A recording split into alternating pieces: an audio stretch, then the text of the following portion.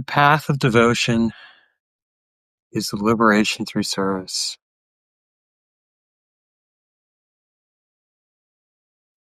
I want to share a little bit about my story and about a program that I've come up with called Devotion, which is for submissive men and subcurious men.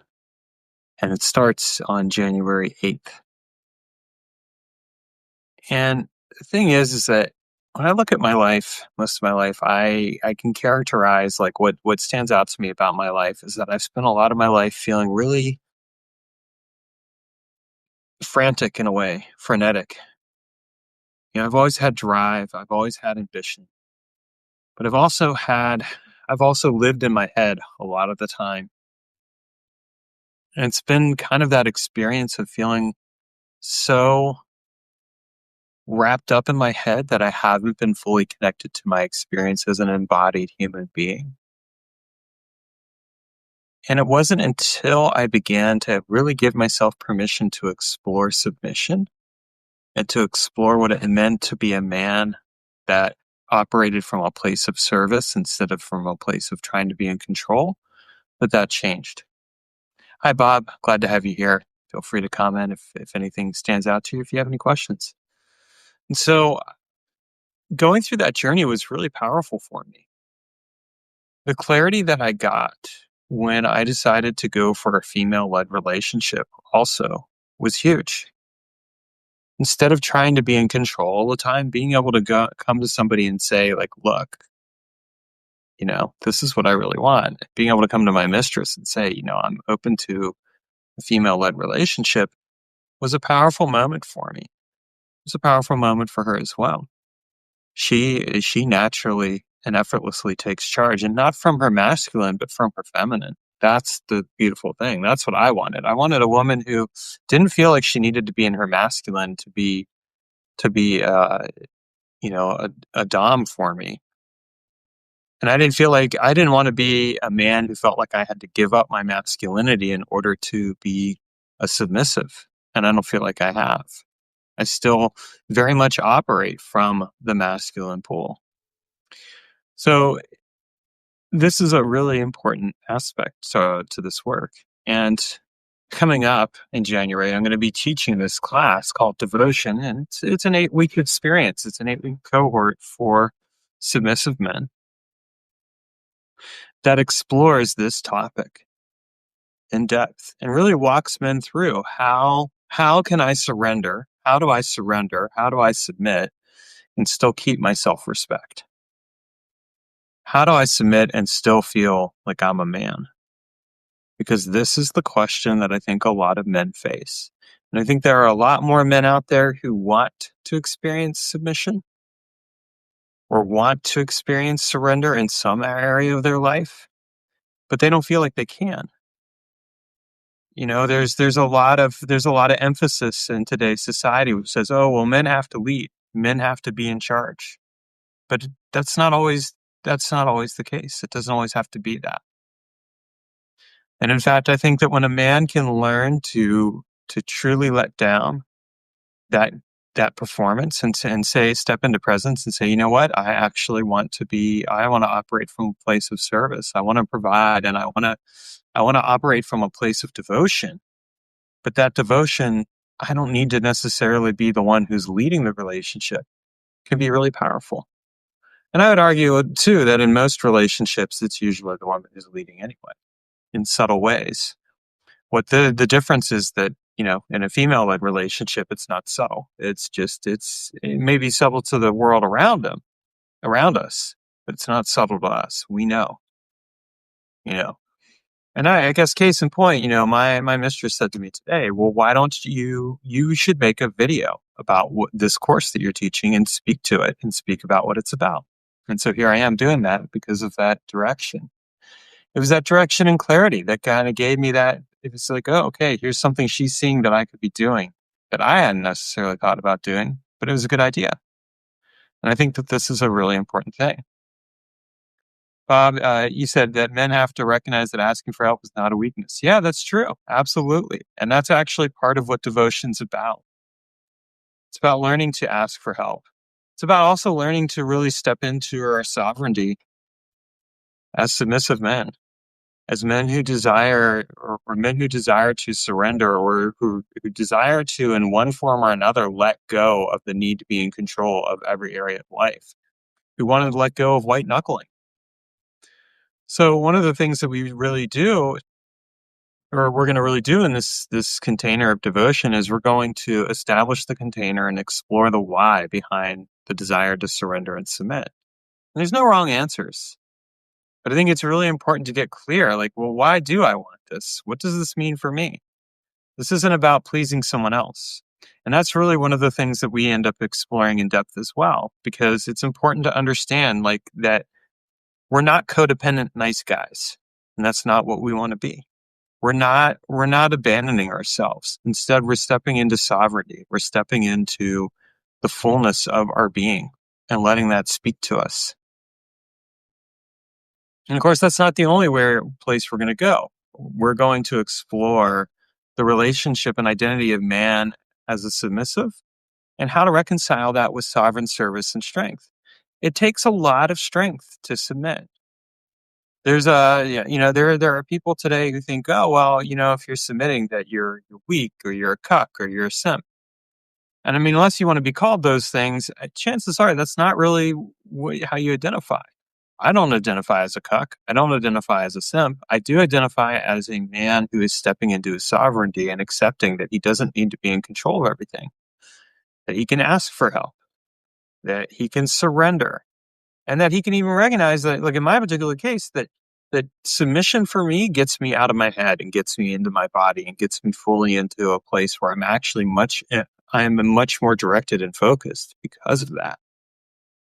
And that's a huge thing right there that I don't think enough men get the chance to do, but we can have that. And you might ask, well, why are you teaching a class on this? Or why are you putting together a cohort or a men's circle for this? Well, the reason I'm doing that is because there are a lot of men, I think, who could use that support from other men. And sometimes it's really good to know you're not alone. One of the things that I've found in men's work in general is that when I know that I'm not alone, it makes it easier for me to step fully into my desires and my presence. But the one gap that I notice in men's work is that there's really not a space for sub-curious or submissive men to explore their desires and to know that they're not alone. There's a lot of sound about how men have to occupy a certain role in the relationship, and it's usually that men must lead. But I don't agree with that. I don't think that it's always the best, that men are necessarily always the best leaders. I think sometimes us being willing to accept some guidance and direction from the women in our lives can be a very powerful experience in and of itself. One of the other things that we do is we look at masculine sexuality and somatic desire. This means learning to really look at how our bodies respond to what we desire and what we want. If if you're a man who gets turned on by the idea of having a woman take him and do whatever she wants with him, then that probably indicates that you have some submissive desires, and there's nothing wrong with that.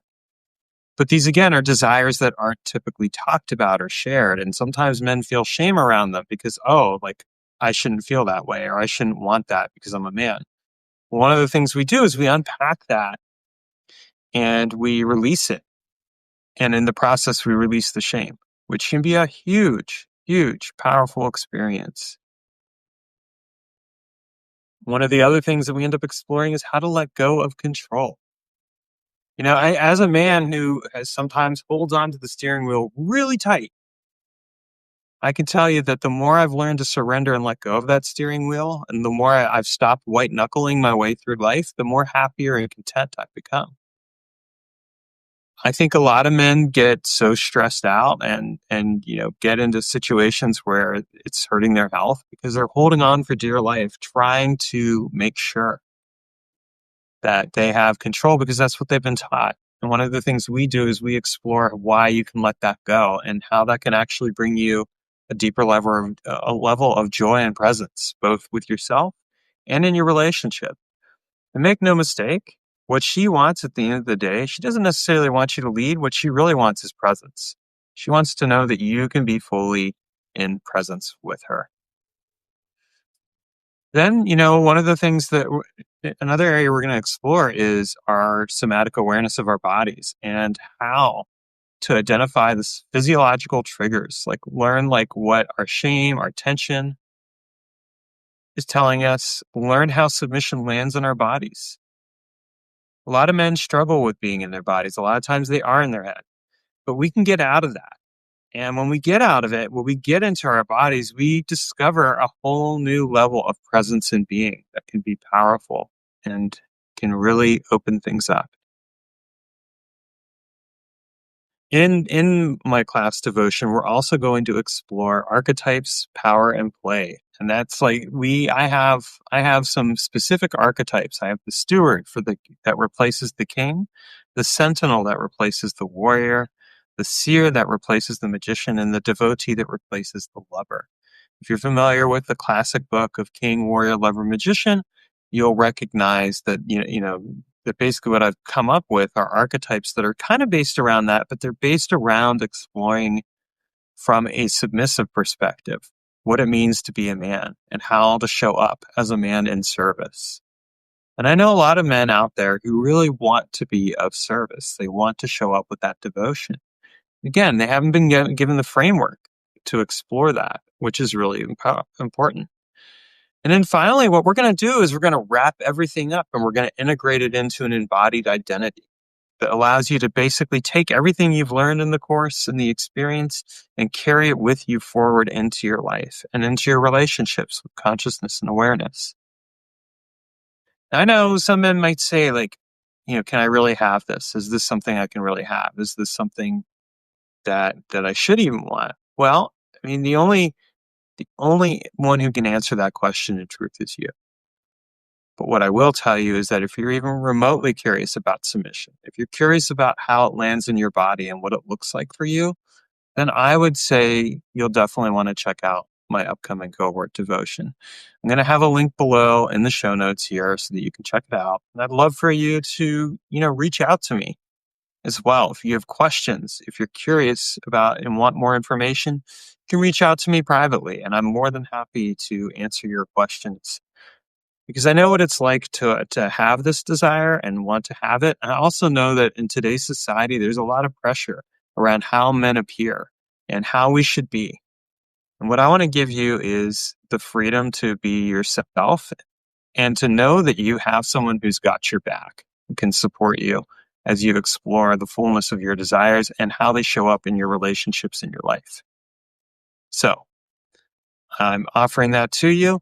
Feel free to reach out, and thank you so much for taking the time to watch this and learn a little bit more about me. I will tell you that my journey into this kind of approach to devotion has changed my life. I used to be a lot more anxious. I used to be a lot more frenetic and a lot less focused. And yes, I was doing my men's work and all those other things, but there were models of men's work that didn't fit what I needed. And what I've discovered and what I'm sharing with other men is a model that does work for men who don't want to always be in control, who want to be able to let down some area of their hairs, let down their hair, let down some area of their life, and just actually be able to be in presence through service and devotion. And Bob, thank you for being on here. Appreciate your comment, and have a wonderful rest of your day.